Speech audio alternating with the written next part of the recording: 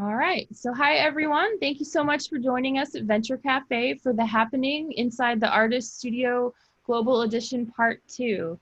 I'm super excited to be here. My name is Angela McQuillen, and I'm the curator of the Esther Klein Gallery, which is located at the University City Science Center in Philadelphia in the United States, which is also home to Venture Cafe.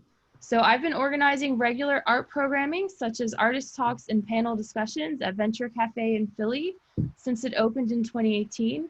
And most recently, I've been hosting a weekly series of virtual artist studio tours ever since the programming went virtual due to the pandemic. So while I really miss having events in person, doing virtual programming has really opened up our scope of reach and provided new opportunities to engage and exchange ideas with people from both near and far. I think it's really inspiring to be able to take an inside look into art studios and galleries and see what other artists are doing around the world. So today I'm excited to be speaking with 3 artists from around the United States. We have V.Kash. V.Kash, yeah. Little V. V.Kash, Yeah. okay. Elisheba Johnson and Dina Hayden. So for today, I want to emphasize that we'd love for this talk to be interactive and for the audience to participate in the discussion. So each speaker is going to talk for about 15 minutes. Feel free to go ahead and ask any questions by unmuting your mic or asking questions in the chat if you don't want to speak. So our first guest is V.Kash, who is an artist based in the greater Boston area who uses projection mapping and hybrid digital design to create work that focuses on current political and social justice issues. Hey V, how are you? I'm all right. How you guys doing? Awesome. I'm gonna go ahead and provide your Instagram handle in the chat. Yeah, please. So I'm V.Kash. I was born in the Boston area and raised in the Bay Area in San Francisco, and I've been back in Boston primarily for the last 10 years, sort of bouncing around. My gallery, besides sort of what you see behind me right here, and there's some more around my room, unfortunately is on lockdown because of coronavirus. So I can't give you guys a virtual or actual tour of my work. So I thought I would sort of give you kind of a history of what got me to where I am now and what I do now, and sort of try to embody one of my biggest beliefs, which is that everything you do in life leads up to like this moment right now. So I have a little presentation, but it's a little bit about me. I got my start back in, I've like always been drawing, but I got my start in the 90s doing street photography and graffiti. And from that, I got into college at the museum school and Tufts University, and sort of moved into sculpture, and then sort of fell backwards into video art. And being a film fanatic, I kind of just fell in love with it. So that's sort of been the wave that I've been riding on lately. And there's always in my artwork been sort of a rebellious political undertone, and sometimes like really heavy overtone. So I made a quick little PowerPoint, and I not really big into PowerPoint. That's not usually my medium, so I hope it works well. And I guess we'll just sort of jump into it. So share screen.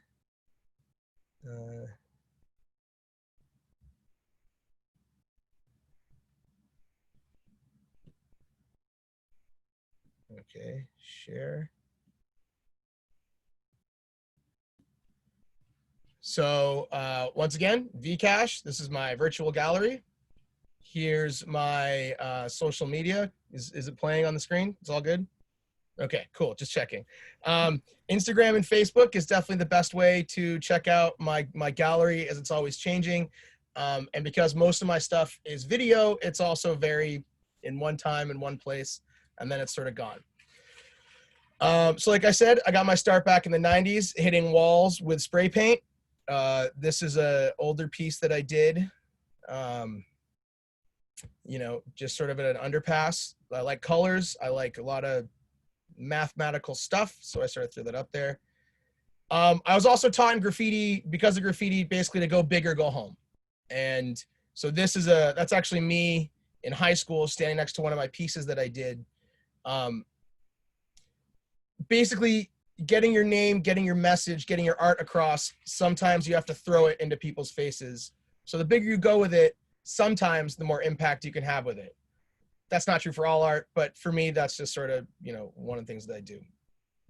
As I went on, my graffiti became a lot more abstract, became a lot more colorful and less just about me getting my name out there, but sort of about throwing my art out there. You know, I just love the idea of making things that weren't on canvases, but were just on whatever I felt like. So as time went by, I started getting picked up to do, you know, actual legal walls, not just the sides of train tracks. This is a gallery that I did in Maine. This piece took me a few days to get done, still primarily with spray paint, but it's that whole go big, go home, bright colors, right in their face, and abstraction, so the viewer takes from it what they will. This is my latest piece that I just painted, I want to say a few weeks ago. I got covered from head to toe in poison ivy from it, so let it never be said that, you know, we don't all bleed and suffer for our creations. This piece is about 7 feet tall, 12 feet long. It took me about 4 hours to complete. It was just kind of what I was feeling, but this is sort of where I am now in my graffiti. This is my most recent legal piece. This was a commission job in Central Square. That's the before and after. This is, I came in having one idea with what I wanted, and then the person who actually commissioned me had a completely different idea, so I stepped up to the challenge and made it more 3D and less graffiti. But, you know, art and creativity is all about adaptation. And place and canvas matters, so it's important to be as flexible as possible. This was a piece that I did in college. This is enamel on metal, and it's got that sort of, like I said, rebellion undertone or overtone. Obviously, it's, you know, the power fist. This is more of when I started falling in love with doing graffiti or art on anything besides actual canvases. I think the actual canvas is great. It's an awesome medium. It's sort of been done. And I feel like not enough attention is paid to what the canvas is in a lot of times. So anyway, yeah, back in the 2000s, I was on tour doing visuals. So I wanted, in the 2010s, when the Occupy movement was going on, so I wanted to show my support for it. So I started making Guy Fawkes masks, and that sort of took over. I think I made something like 500 or 600 of them in the course of 4 years, sold them internationally. Basically, anytime a protest was going on somewhere in the world, I would get a phone call and I would customize a mask. This one is the Tiananmen Square tank man that was dipped onto a Guy Fawkes mask. This is a cypherpunk code from the 90s. It's too long to go into, but there's a political message back there. This is the Joker, because Joker's dope. You know, standing with Hong Kong. And then we get down to what I do primarily now, which is video art. I got my start doing it in clubs and events, concerts. Show you what that's sort of like. Turn this down a little bit. This is just sort of at a club in Cambridge. You know, I was just doing visuals that match the beat of the music and the theme of the night. And it just all sort of started on screens. And it was just, you know, it's all live. All the visuals are played live. I have like a MIDI controller, and I'm mixing video to go along with the music as the DJ is mixing. So nothing you're seeing is pre-recorded. It's all very live.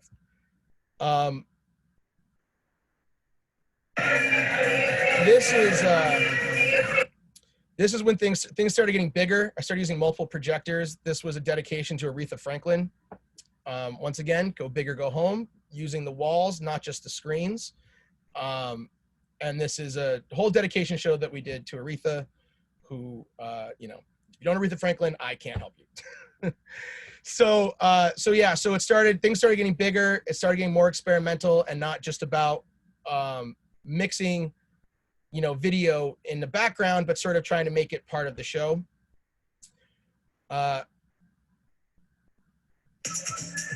This is a bigger show that I did. I didn't build any of what you're seeing here. Can't seem to get the mute button. There we go. So I didn't make any of this. This was all just the building that was there, and I projection mapped onto it. I started getting into projection mapping, which is forming different videos to their surroundings. You can see I have it up in the trees on nature. It's all on everything. Every video is made to fit inside of a specific place.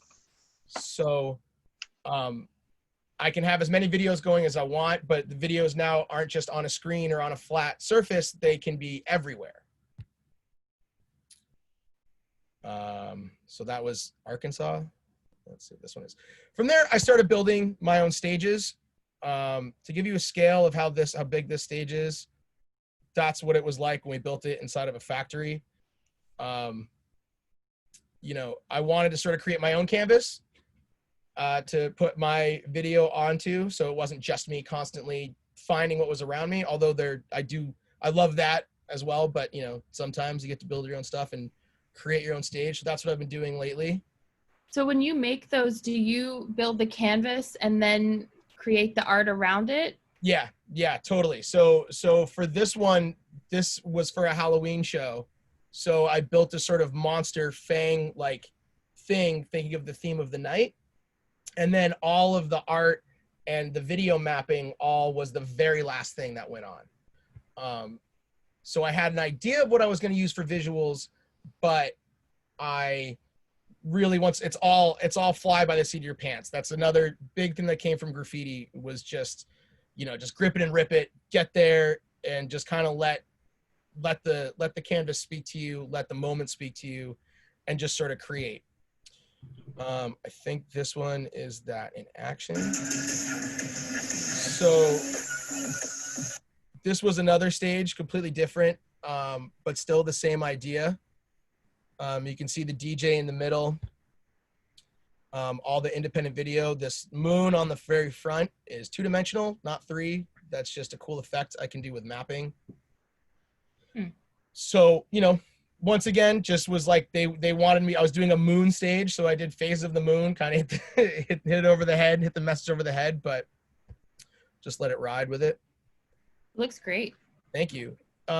So lately, what I've been getting into is guerrilla projecting, which is not just having a stage that's given to me and offered to me, but taking my history with graffiti, my knowledge of video mapping and visuals, and just kind of bring it out to the world.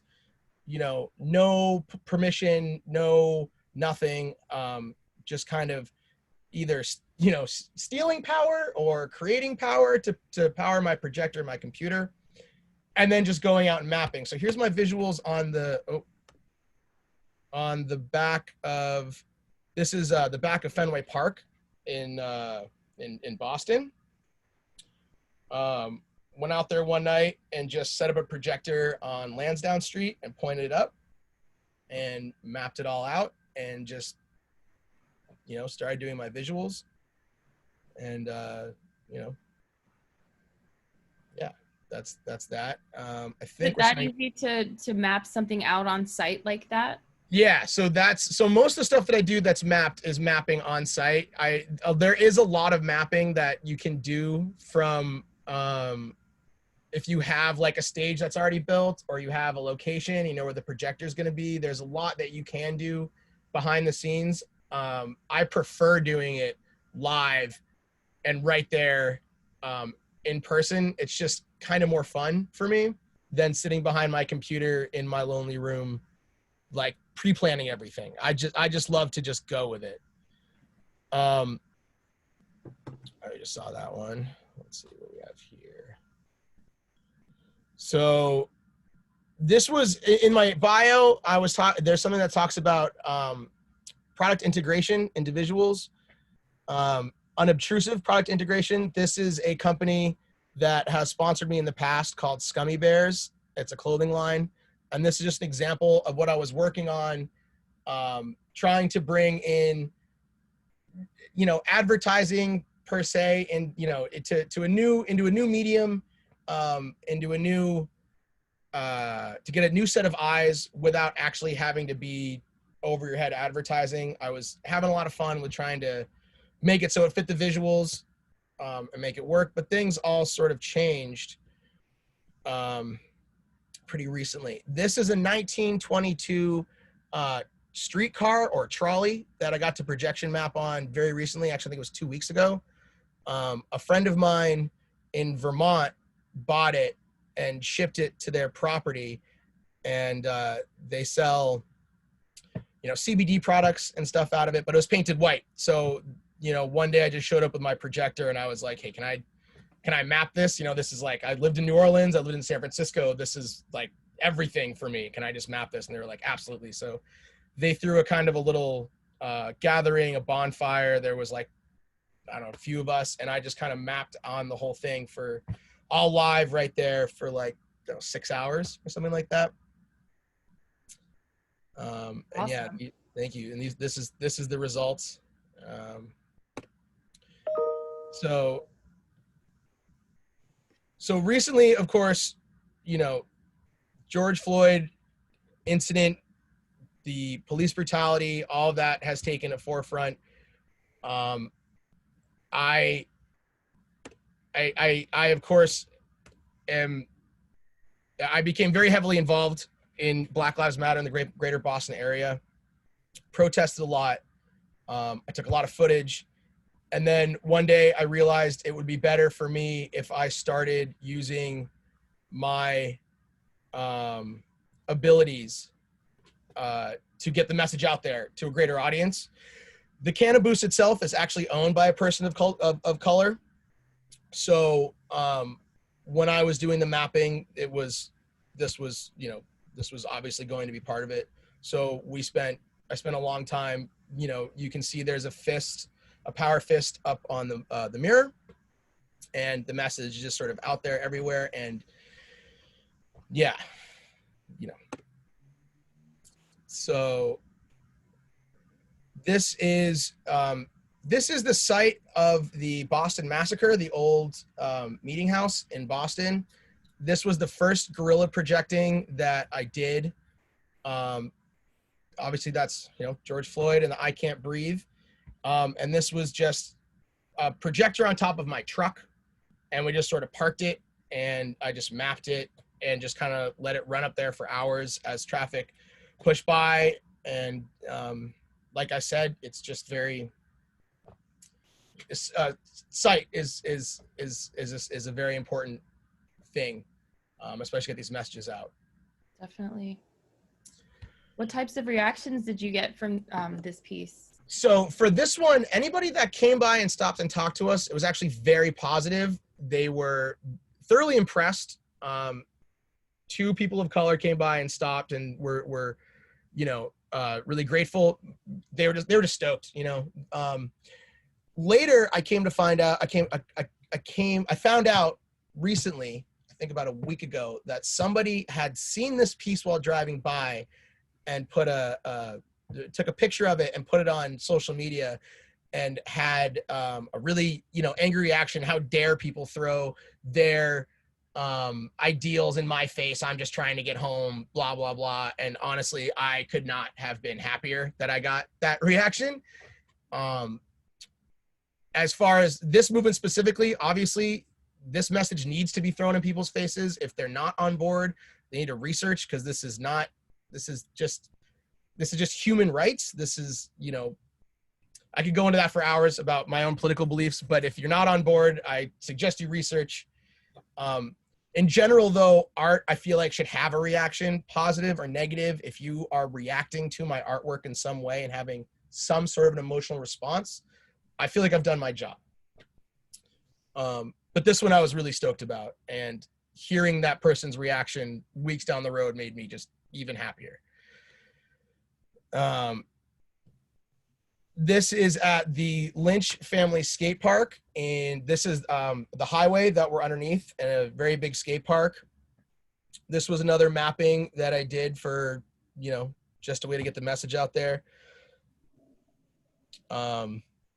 This was up for a good, you know, for most of the night. I just kind of came and set up, and there's kids that like to party there after hours, after the lights go down. So it was, you know, just a fun thing to do. And in my opinion, a very important message to get out there to everybody. Definitely. Coming up to the last couple ones. This is once again back to Boston, to Fenway Park. You know, wanted to make sure that the message anywhere I go that I'm doing guerrilla mapping, it's fun, but I want to get, you know, the Black Lives Matter message out there. So anywhere I go, that is the center focus, but I still try to have a little bit of fun with it. You know, it's serious, but it's still art. So Definitely. So this is actually how I got involved with this conference we're all doing right now. This is the top of a building in Cambridge, and somebody saw it from the office and took a picture and tracked me down. I think it's going to show it in a second, but this is a no joke projection mapping. I'm on top of a roof across the street from this building, and we jacked power from the rooftop, and that's the height, and that's Boston in the background. That one got a lot of really positive attention. Boston's a very forward-thinking place. Cambridge is great. People really were very receptive to it in a positive light, and we were up there for 2 hours, 3 hours, and you know, when we got asked to leave, it was a very polite, you know, hey, it's time to go, guys. So as things get bigger, this was last night over at the person who invited me over's house. This is the courthouse annex, the City Hall of Cambridge, and that's projection mapped right on the building for anybody to see. And that's guerrilla projection mapping. That's, you know, how I've been doing it with graffiti, and of course, got to have a little bit of fun with it. So I, you know, gotta throw the name up when you have the opportunity as well. That's super awesome. Thank you so much for sharing with us. My pleasure. We have to move on to the next speaker, but does anyone have any quick questions for V.Kash? No? Cool. Check out my Instagram. Thank you guys so much. Thank you so much. All right, so next on the agenda today, we'll be traveling to Seattle to hear from Elisheba Johnson, who is a curator, public arts administrator, and the co-founder of WaNaWari, a creative space for Black ownership, possibility, and belonging through art, historic preservation, and connection. WaNaWari hosts rotating exhibits by local and regional Black artists. They provide a space for workshops, performances, and lectures, and convene members of the community and operate as an oral history studio for gathering and sharing the stories of Seattle's historically Black Central District. So everyone, please welcome Elisheba Johnson. Hi, can you see and hear me okay? Yes. Okay, I have never done a virtual moving tour, so thank you. Thanks for inviting me, and thanks for giving us the opportunity to talk about the work we're doing here. So it'll be a little combo about the space and then the work that we have up right now. We are lucky enough to be open right now because Seattle is in phase 2, and so galleries fit under that requirement. So if anybody is in the region, you can come by Friday, Saturday, and Sunday. So I'll just start a little bit with some history. WaNaWari really started out as a social practice project with 4 of us. Me, Inye Bokoma, Rachel Kessler, and Jill Freeberg. We were all artists really interested in space and community. And here in Seattle, in the Central District is our historically red line neighborhood, which is, if you don't already know, one of the only places that Black folks were able to buy homes. So this neighborhood at one point was 80% Black, and now it's less than 10% Black. In some ways, Seattle is almost like a test case for gentrification and displacement. And so this home is actually Inye's grandmother's home. It's been in his family for 5 generations. And we were really interested in, if this is a rental property, what does it mean for us as 4 artists to rent it and then give it back to the Black community as an arts and cultural space. So this is one part art center and then one part land ownership, reclaiming, and figuring out ways that art can be a way to stop displacement. So this is the main living room. As you can see, our artist downstairs is Lisa Jarrett. She is from Portland, Oregon. She's really interested in Black hair. In particular, I'll show this piece. A lot of the work is called migration studies. So like in these, this is her actual hair.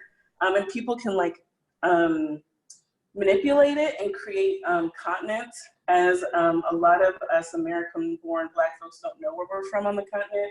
And this is an opportunity for her and others to kind of create that imaginary and think about that connection.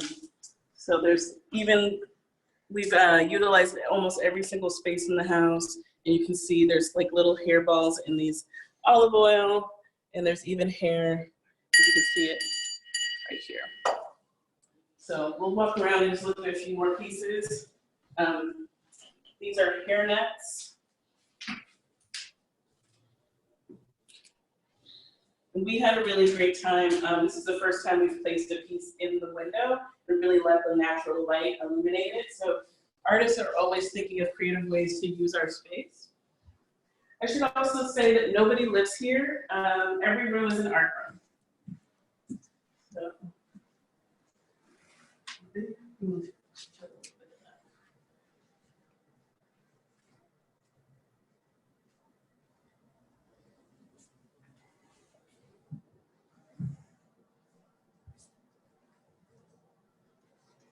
Are those hair nets?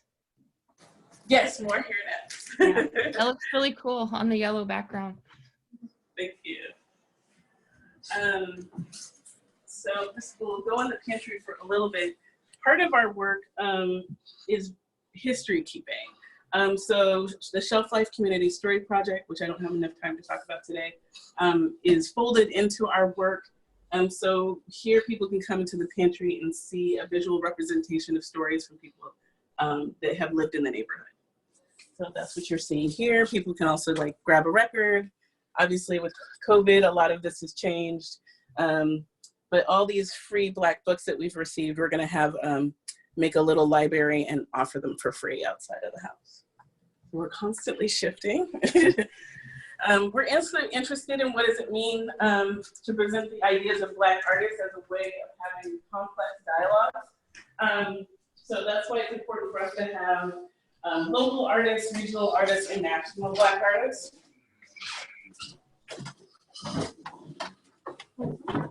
So the next 3 artists you will see are not based in the Northwest. I'm sorry, what did you say? They're not based in? The Northwest. Oh, okay. So I'll let you see a little bit of a video by Elise Peterson. She's based out of New York, and then we'll go into the next room.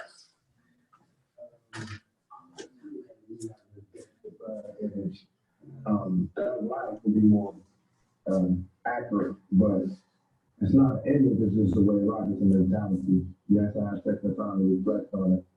And my reflection, I don't see it being wrong, I just see it as being a stage that we all go through. You know, it's just like that. For little white kids and rich kids, they get to go to the military academy or ROTC, or they get to take all of this energy and put it into the armed forces. And for a young Black male, a young Puerto Rican or Hispanic person, you got to put this in the streets. That's where our energy goes. That's the only place we have to put it. That's what we end up with. So that's what I did. I don't feel like what I did was so easy. So this exhibit is almost completely about Black hair. So you saw downstairs Lisa Jarrett's work. This is Jamal Kasef's work. He's out of the Bay Area. He grew up in his mother's hair salon. So he's really interested in taking objects and then really making them icons, which you can tell here. So I was really interested in what a cisgender male's perspective on Black hair would be. So I'm really happy to have this work. And it's been interesting too, because curatorially, because each artist has their own room, so it's really not a group show. One artist said it's like their art roommates. So they're definitely, the works are still in conversation together, but you get to have your own space to experiment with, which people have been really excited about. How often are these exhibits up for? 3 months. Oh, okay. This one is like 6 months. I extended it twice. Well, this is a unique situation. So yeah, we're all going with the flow. They've all been really just awesome to work with and understanding, obviously. This is Lynette Ballard. I actually saw her work in Philly and really wanted to show her. So she was the first artist that I curated into this exhibition, dealing with hair in a lot of different ways. This one is an ode to the 4 little girls in the church bombing. So there's a poem for each one of them. So as you can see, just experimenting with the space, and you can see each one of the pieces.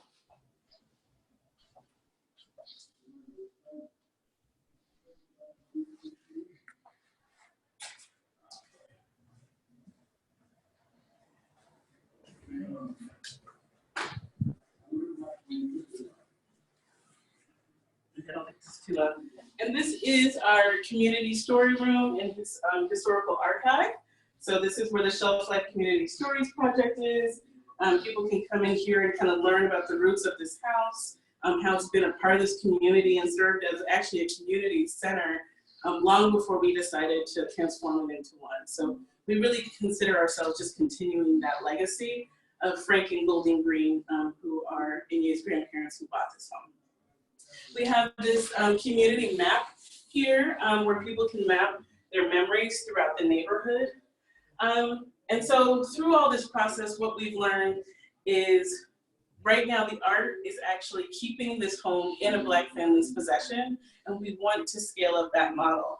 So part of our work, if you go to our website, WaNaWari.org, is Case 21, which is all about thinking about ways, the needs of Black homeowners who are at high risk of displacement due to high property taxes and other pressures that we know about. And then the needs of Black cultural workers and ways that we can match make them or think about ways that arts and culture can actually keep people in their homes. So some of that's looking at zoning, land use, lots of other things. This particular home, our plan is to purchase the home, have a long-term agreement, or purchase the home and give it to the family and have a long-term agreement for the gallery to exist in it long-term. And that is really part of our goal, is to figure out ways we can keep families in their homes. So like I said, it's an art center, but also an anti-displacement project. So That's I'll go really back to and see if there's any questions. Sure. Sorry, I couldn't hear what you said. Can you repeat that? No, I heard a comment, but I couldn't hear what you said. Okay, maybe not. Okay. I think she said she was going to go into another room to take questions. Oh, yeah, that was me.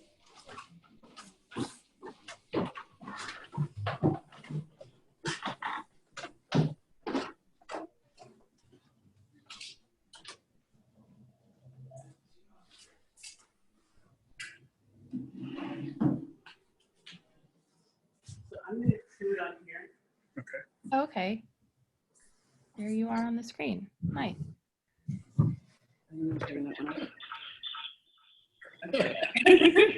So thank you. I hope that wasn't too, I've never done that before. So, No, and that then was Inye is over here filmmaking. Can you actually turn off the phone or turn the volume off? There you go. Got it. Perfect. That was awesome. I love your space and I love all the different rooms and how cohesive everything works together. Thank you. Does anyone have any questions? So I have a question for you. I think there's an echo. Is your phone still on? You should be good now. Okay. Can you tell me a little bit more about the stories that are on all the screens and how these are collected and compiled? Yeah. So the Shelf Life Community Story Project is a project of one of our 4 collaborators, Jill Friedberg. So there was a really important grocery store that was central in this community called the Red Apple. It was going away due to another developer going in and purchasing the space. So her with several other community folks for a year and a half gathered over 70 oral histories. When we started working together as a collaborative, we borrowed those oral histories, for lack of a better word, and turned them into projections, put them on phones. The phones aren't out right now because of COVID. There's no way to keep sanitizing them, but it's really cool. You can pick up an old rotary phone and then it's like people are talking to you. You can also go to the Shelf Life, do you know the address? Shelf Life Stories. I can tell you the address in a second. And you can listen to all the stories there, and there's also a podcast. Oh, wow. That's amazing. That's a great way to document them. So how has the pandemic changed your programming?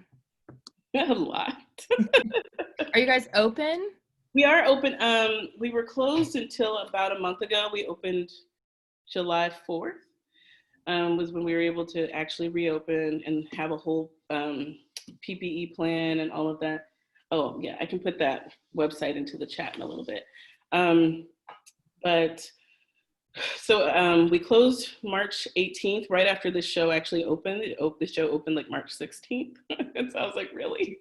And then we've been doing online programming ever since. So anything from comedy shows to experimental art performance has been kind of the bulk of what we've been doing. And lectures, you name it. So really getting creative with ways that we can experiment with the digital space, because I think that we're going to be doing that for a while. So. Yeah, that's great. So can everyone access this programming on your website? Yes, yeah, you can go to our website, sign up for our email list. There you'll see all of our events. Our events are also listed on our website as well. We'll be doing film screenings in the fall, more performance, arts performance, lots of stuff is coming up. All right, cool. Does anyone else have any questions for Elisheba? No? All right. Oh, can you talk about the artist selection process? Yeah. I wish there was like some huge mathematical, thing to tell you, but it's a little probably witchy. It's really whatever speaks to me. I've been curating for 20 years now.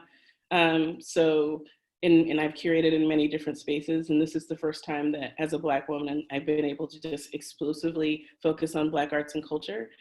So I'm really just looking at artists that I know and have really good relationships with, and people that I've been a fan of their work for a long time, and matchmaking them into shows together. And it's been really organic how some of the shows have come together without me really even knowing that they're gonna speak to each other in an interesting way. They start organically happening. So we have a show going in January. It was supposed to be in July, but I had to move it, where one artist is dealing with kind of the histories of the washerwoman and Black women's history around laundry. And then another woman will be dealing with kind of the history of soil and dreaming around that comes from the slave space that actually goes about reclaiming our histories around that. And so it's just interesting how these two artists I picked are organically already, their work is speaking to each other. So yeah, definitely. Are there any other questions? All right, well, thank you so much for showing us your space. It was really awesome. I'm so glad I got to see it tonight. Thank you.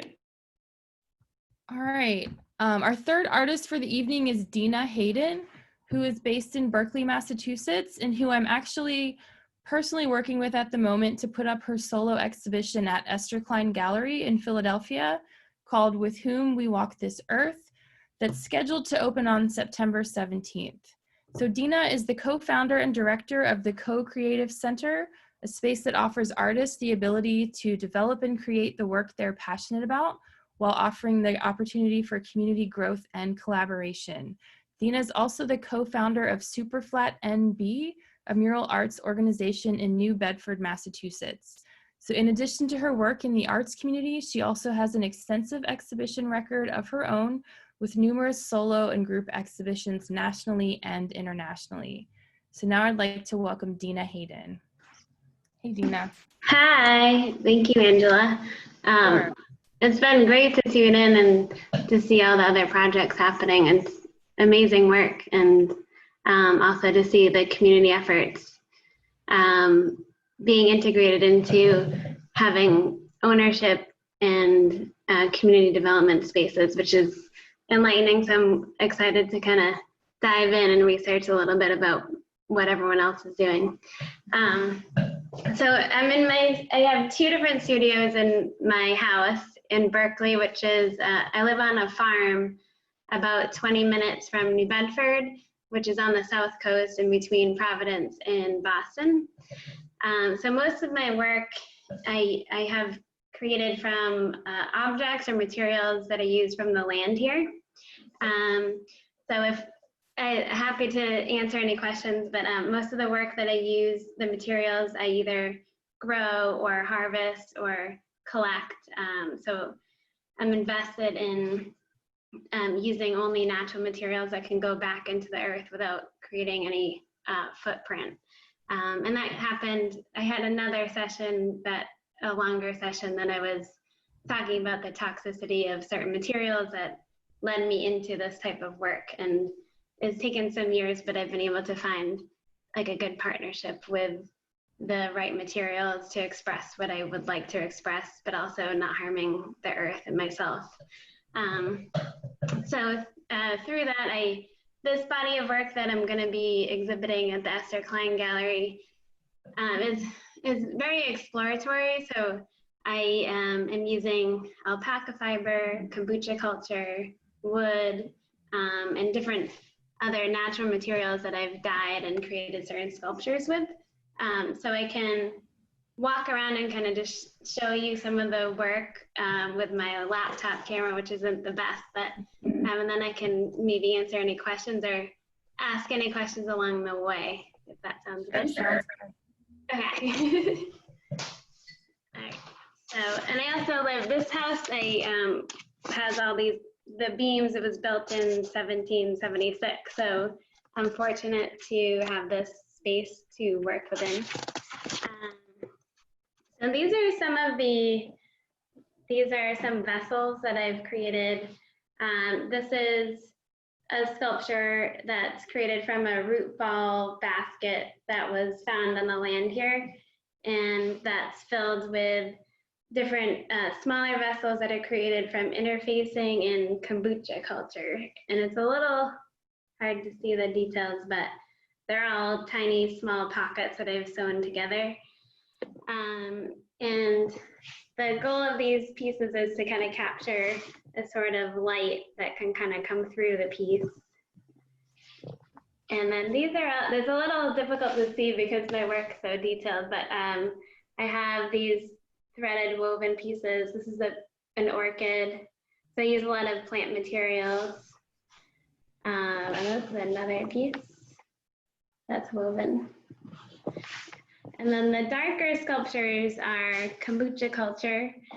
So I grow, I'm not sure if you are familiar with the kombucha tea, but I grow the culture in the large vats and create material to create sculptures out of. So these are some other pieces. You have any of those growing around that you could show us? I actually don't. As of right now, I've harvested all of my kombucha. Yeah. So, and also August is like, I can go talk about forever about kombucha, but you can kind of see in August when it's so humid, the kombucha gets a little bit like more flimsy. So it's more susceptible to growing mold. So I try not to, in August and early September, I really try not to grow any kombucha because it's more susceptible to mold growth. So it's better to harvest it by July. And so these are just some of the pieces that this is a little tight, but I will be installing all these pieces in the gallery. And these are some more of the threaded pieces. So I tried to, you can see this piece.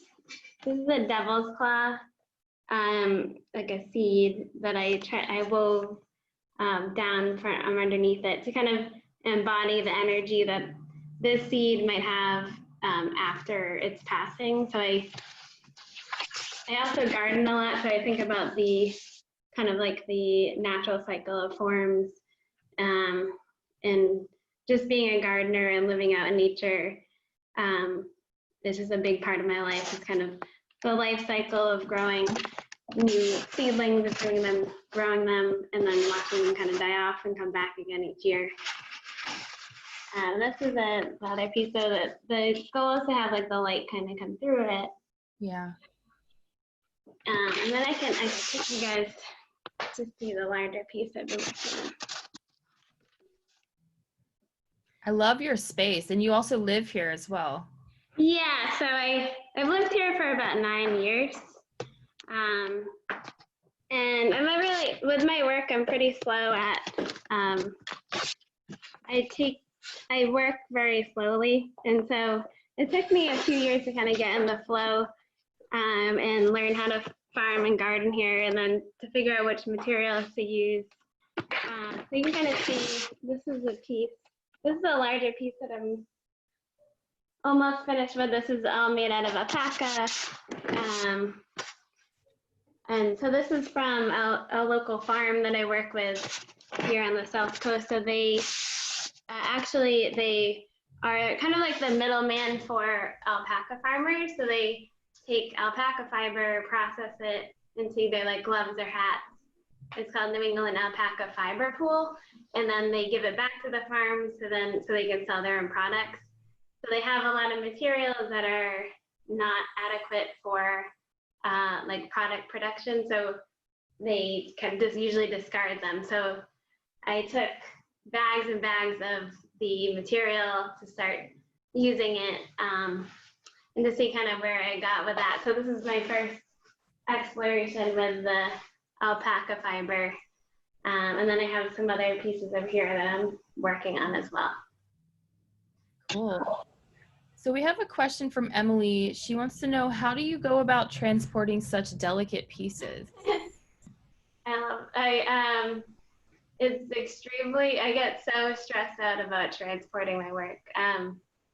But usually it takes, I start packing my work like a month before an exhibit. So packing it so that, building the boxes that they're in, and so they're free to kind of like float. And it's just like, there's a whole science behind packing each piece. So it's kind of, I always think of it, whenever I pull my work out at a gallery, it looks like I have like live animals packed. So there's an art to packing it, but it's also, you know, the work because you've made it, and you know like where the fragility within it is. And so anyway, but I have shipped work overseas, and it gets there safely. It's just like, it's all part of it if I choose to exhibit it. So yeah. So that's probably a big deal to like trust someone else to install it too. Oh yeah, yeah, it is. It's been last year I had an exhibit in Japan, and I wrote out all these instructions. I was just like, this work is not going to get there. I just had like this whole thing in my mind, but the curator, she installed it perfectly. It looked exactly as if how I would have done it. So it's an art of like, you also have to like let go of the work in a way, and let it, if it makes it, it makes it, and just kind of have like a trust within that. But it takes a lot of just kind of like courage for myself to kind of like get over that. Yeah, definitely. So you've been preparing for this exhibition for, I think, over a year. Usually we do a year, but this was actually scheduled to open in April. Yeah. Got postponed. So can you tell us a little bit about your process of like knowing you have a show and how you prepare for it? And I know you also did a residency in preparation. Yeah, I kind of kicked it off like, when I have an opportunity, like I'm so grateful to have a solo exhibition at the Esther Klein Gallery, because it allows myself to have a space and a goal and a certain audience. So with that intention in mind, I try to kind of start with a clean slate. And I was lucky enough to I had a residency at Aramont, so I began the journey there. And I met a lot of other textile artists that showed me a lot of dyeing techniques. And so I started dyeing the material there with different plant material, which allowed me to come home and just kind of start to form these structures. So within that, I just try to listen to what's coming in, and I do a lot of writing and sketching. A lot of the work is not making. Sometimes it's just sitting and kind of like harness the energy that's coming in as like the larger body of work. And then certain pieces that I create will fit, and then some don't. So it's a little bit of like sensing which sculptures or paintings fit together that like all kind of sing one song. And I knew I wanted to create a body of work that was grounded in the earth and like spoke to my connection with nature, to hopefully bring that connection to nature into a space that others could experience, to also have that unique experience of observing and being a part of nature, and that being ourselves as human beings as part of nature, and that duality between the two. So just kind of, and then a lot of writing and processing. Once COVID hit, it was a little startling and difficult to continue into a body of work that you've been creating in a very different mindset, because of the COVID was so exposing and jarring. But I think it just consolidated my ideas a little bit more and made them more clear of what I wanted to bring into the space. Yeah, and I love the way that you're talking about your process being sort of exploratory, and you know, your pieces aren't planned out, they're just kind of how you feel and what you intuitively create. I think that's really beautiful. That's it's hard. It's always difficult, especially with a goal and like an actual physical, like a concrete deadline. But I always try to just recenter myself, and if something I put hours into doesn't seem to fit, and it might go into another world or another space, then that's okay. And it's kind of like, it's similar to like life in a way. So just trying to have ease with that, and like acceptance, and like let the work and materials speak to you and to myself as I'm creating is a big part of it. Yeah, that's a really great way to approach your work. Real quick, does anyone have any questions for Dina? It's okay. So I wanted to go into, can you tell us a little bit about your community organization that you run? Sure, yeah. I actually see some familiar faces from New Bedford, but I started the Co-Creative Center 2 years ago. So it's a shared workspace, studio space, and a classroom and a gallery in downtown New Bedford. So it's a community hub that's affordable for artists and designers to come in to work, so they can use the space, collaborate with one another. So it's been a really amazing experience. Just kind of creates this like energy in a small city that historically has art and design at its center, but has suffered from some economic despair. And so it's been really beautiful and organic in terms of how it's been growing. So feel lucky for the opportunity. And we have about 60 members. With COVID, it's been difficult. So, but I know that we've all created a certain type of bond, and I know we all want to get back there. And we've been able to create outdoor public art, some murals within the city with Super Flat, the other organization that I work with. So I think we've kind of shifted a little bit in terms of our energy and putting creating access to art is really important right now, where you can't get into galleries or museums, at least in our city. So really involving the community and seeing that excitement with creating public art that has historic reference and validity and beauty within the city is super important right now. And building that kind of trust and connection with one another is what will unite the city. And you can just see the energy. So it's been a really awesome experience after this kind of like the difficult times we've all been through.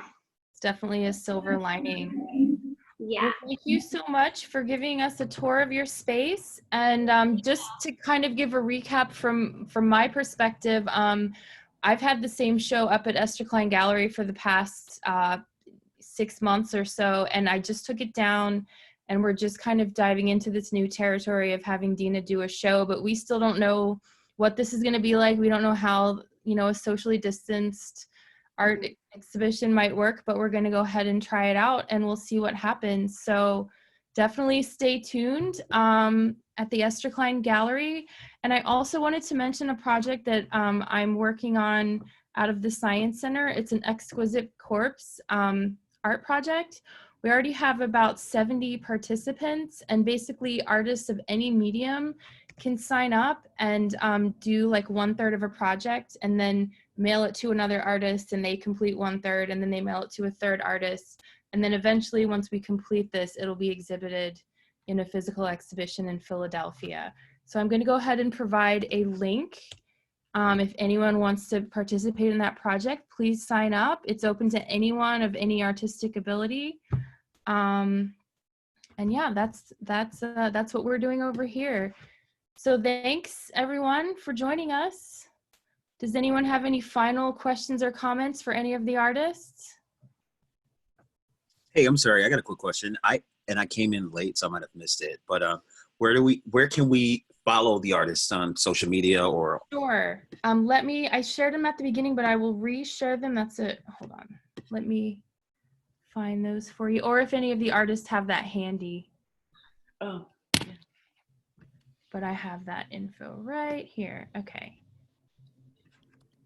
So here is, okay, V.Kash and WaNaWari.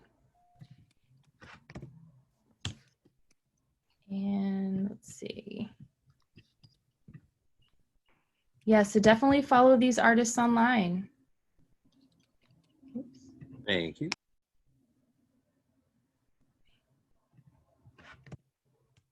All right, did we get all of them? Hold on, I think I missed WaNaWari.